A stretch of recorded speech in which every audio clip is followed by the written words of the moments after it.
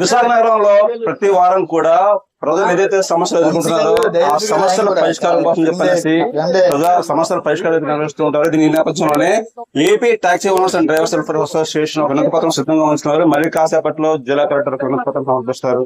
Sir నమస్తే అండి. ఏంటి సమస్య ఏంటి అసలు క్లుప్తంగా చెప్పండి. సార్ క్లుప్తంగా చెప్తున్నాను. విశాఖపట్నంలో పార్కింగ్ దందా నడుస్తుంది సార్.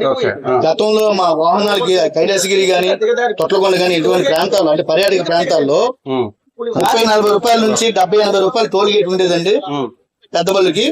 సో అది కాకుండా ఇప్పుడు కొత్తగా టోల్ గేట్ 70 రూపాయలు తీసుకొని ప్లస్ మళ్ళీ మనిషికి 10 రూపాయలు చెప్పండి. అంటే 10 మంది నుండి 10 పదులు 8 మంది నుండి 8 పదులు ఇలాగా ఎక్స్ట్రా డబ్బులు వసూలు చేస్తున్నారు.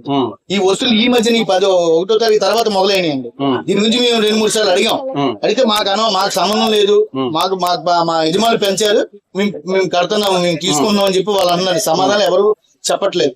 సో దానికి మాకు ఇంకే దిక్కు లేదండి. అందుకే కలెక్టర్ గారికి మా కష్టాలు మా సమస్యలు చెప్పుకోవడానికి వినతి పత్రం ఇవ్వడానికి వచ్చామండి. ముఖ్యంగా మా పబ్లిక్ క్యారియర్స్ ఏవైతే ఉన్నాయో మాకు అనేక రకాల ఇబ్బందులు జరుగుతున్నాయి. మాకు ఈ వాలా ఊబర్ అని ర్యాపిడ్ అని ఆన్లైన్ సర్వీసులు వచ్చిన తర్వాత మా సగం వ్యాపారం పోయి మా సగం మంది కడుపులు కొట్టేశారండి. ఇప్పుడు ఈ విధంగా కూడా పెడితే ఉన్న వ్యాపారంలో మాకు కఠిన బిజినెస్ లోనే రోజంతా 2,800 2,500 మా బిల్లు అయితే 1000 రూపాయలు ఆయిల్కి ఒక 600-700 డ్రైవర్ జీతం పోతే ఆ మిగిలిన 1000 రూపాయలు మొత్తం టోల్ గేట్ల కింద ఈ పార్కింగ్ ఫీజుల కింద 300-400 రూపాయలు అయిపోతున్నాయండి. ఇవన్నీ ఇలాగ ఇచ్చుకుంటూ వెళ్తే మేము జీవనోపాధి కోల్పోతున్నాము. మా బ్రతుకు ముందుకెళ్ళడానికి కష్టమైపోతుంది.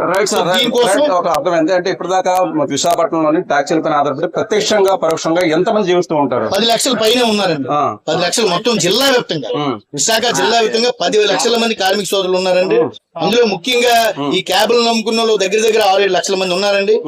ఓనర్లు గాని డ్రైవర్లు గాని తద్వారా బతికే మెకానికల్ గాని వీళ్ళందరూ కూడా ఒక వాహనానికి ఒక డ్రైవర్ కుటుంబం, ఒక ఓనర్ కుటుంబం, ఇన్ని కుటుంబాలు ఇక్కడ ఉన్నాయండి. ఈ కుటుంబాలందరికి కూడా చాలా అన్యాయం జరిగింది. ఇప్పుడు జరుగుతున్నాయి. ఇప్పుడు ఉన్నట్లు కూడా ఇది పెంచుకొని వెళ్తే రేపు ఉదయం మేము బతకడం చాలా కష్టం అవుతున్న ఉద్దేశంతో ఇప్పుడు మీడియా ముఖంగా మీరు జిల్లా కలెక్టర్ గానీ లేకపోతే ప్రభుత్వానికి కానీ ఏం విజ్ఞప్తి చేయబోతున్నారు? మీడియా ముఖంగా జిల్లా కలెక్టర్ గారికి నేను ఇచ్చే వినతి పత్రంలో ఉన్న సారాంశం సింపుల్ గా, మాకు ఈ పబ్లిక్ క్యారియర్స్ ఉన్న బోర్డులు ఉన్న టాక్సీలు గానీ మ్యాక్సీ సర్వీసులు గానీ ఈ టోల్ టికెట్స్ అనేవి సిటీలో ఈ పర్యాటక ప్రాంతాలలో టోల్ టికెట్స్ ఎత్తివేయాలండి. అలాగే సపరేట్ పార్కింగ్ జోన్లు ఇవ్వాలి. లేకపోతే ఆ రుషికొండ నుంచి ఆర్కే బీచ్ వరకు రోడ్లో సగం బళ్ళు మా అన్ని పక్కన పెడుతున్నారు. ఎందుకంటే ఎక్కడ అక్కడ పార్కింగ్ వసూలు చేస్తున్నారు. అవి కట్టలేక కొంతమంది రోడ్డు పక్కన పార్కింగ్ చేస్తారు. దాని మూలంగా ట్రాఫిక్ జామ్ అవుతున్నాయి. రోడ్డు సగానికి వాళ్ళని వెహికల్ నింపుతున్నారు. కొన్ని వేల వెహికల్ రోజుకి పర్యాటకులు తిరుగుతున్నాయి. అందులో కొన్ని వందల వెహికల్ రోడ్డు పక్కన ఆపేయడం వలన అటు ఇటు వెళ్లే మనుషులకి వచ్చే మనుషులకి ఇబ్బంది అవుతుంది. తద్వారా కొన్ని యాక్సిడెంట్లు కూడా జరుగుతున్నాయి.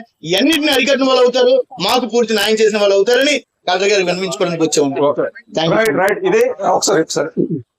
ఇది AP taxi owners and welfare association ఎవరైతే ఉన్నారో ఆదినారాయణరావు గారు క్లుప్తంగా తెలియజేస్తుందంటే ఇప్పటికే తమకు ఏదైతే ఓలా ఊబర్ లేకపోతే ఇలా ఆన్లైన్ సర్వీసుల వల్ల ఇప్పటికే తమ ఉపాధికి గండిపడిందని, ఈ నేపథ్యంలోనే పెరిగినటువంటి ఏదైతే ఛార్జీలు వసూలు చేస్తున్నారు వాటిని తక్షణమే ఉపసంహరించుకోకపోతే తమ జీవనోపాధికి అది తీవ్ర భంగం కలుగుతుందని చెప్పని ఆవేదన వ్యక్తం చేస్తున్నారు. ప్రభుత్వం కూడా సానుకూలంగా స్పందించి వారి జీవనోపాధికి ఎటువంటి అంతరాయం లేకుండా చూడాలని చెప్పని కోరుకుంటూ వీడియో జర్నలిస్ట్ చేస్తాను. రావుతల జగదీష్ కుమార్, డేటెన్ వైజాగ్, విశాఖపట్నం.